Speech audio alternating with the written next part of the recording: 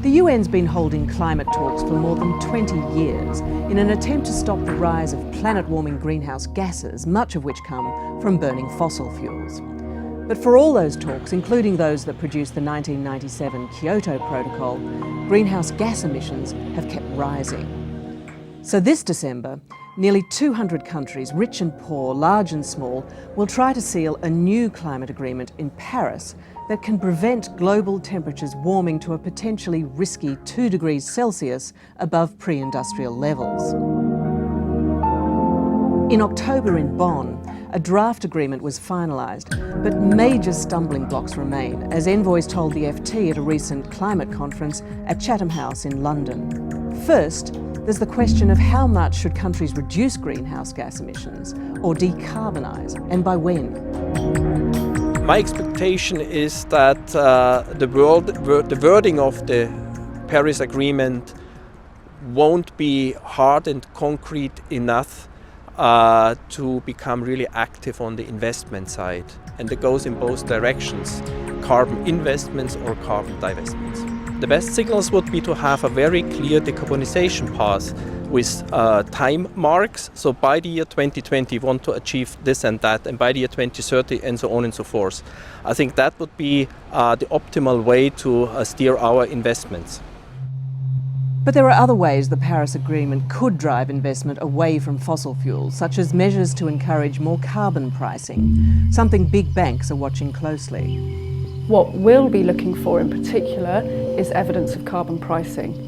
Now, so far, carbon pricing has been outside the discussions, but in Bonn recently, the idea of a carbon price became acknowledged within the preamble text. If a carbon price does get included, that provides a clear signal to high polluters that they will need to take account of pricing in the future. Financial institutions like the World Bank hope the Paris talks will boost the use of carbon pricing beyond the EU and other regions that already have such measures. From the IMF to the Bank, World Bank Group, to the regional development banks, to the IEA, to the OECD, we all agree that this is the necessary, if insufficient, step to take. And so we'd want to see that political commitment clear, and we'd like to see enabling language in the text. We prefer an explicit pricing of carbon, either through a tax, a fee or a market-based mechanism. Others have different views. I think that it depends on where you stand and what the shape of your economy is and what the political economy is. But a country that wants carbon pricing may have to agree to something else in Paris that other nations want, like money, one of the biggest stumbling blocks to a successful climate deal. Developing countries say if they now have to start building cleaner energy systems, then wealthy countries that cause global warming in the first place need to help them pay for it. They've already promised $100 billion a year by 2020, but developing countries say much more is going to be needed after that year. We are asking of each and every party to the convention to alter, change their development models, plans and strategies. We have a commitment to mobilize up to $100 billion a year from various sources. And on the other side, you have developing countries stating that they don't see it. So we hope that in the new agreement, we take that figure as the floor of the magnitude of financial flows that will need to be flowing across the globe. But small island countries such as the Marshall Islands and the Maldives, threatened by rising sea levels and other climate change effects, also want measures to cover loss and damage from global warming. When we talk about loss and damage, we're talking about a mechanism through which funds or programs or other resources can be made available to make up for these long-term damages or what may be predicted as a result of storms or high tides or coming down the line.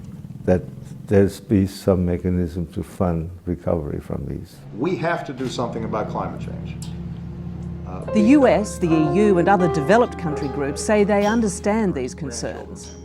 The European Union is very much with those developing countries. We fully understand the challenges that are there. But no developed country wants anything in the Paris Agreement that would expose it to endless claims for compensation. But there's one area that is going to be very difficult for any country around the world, and that is linking loss and damage to liability and compensation. I think that is just the area nobody really wants to go to, but there's still some developing countries who are particularly having requests in that area. These are just some of the hurdles that need to be overcome before a deal is sealed in the 2-week Paris meeting that starts on November the 30th.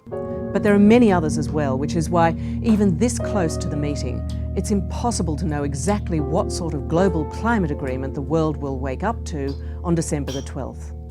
Pilita Clark, Financial Times, London.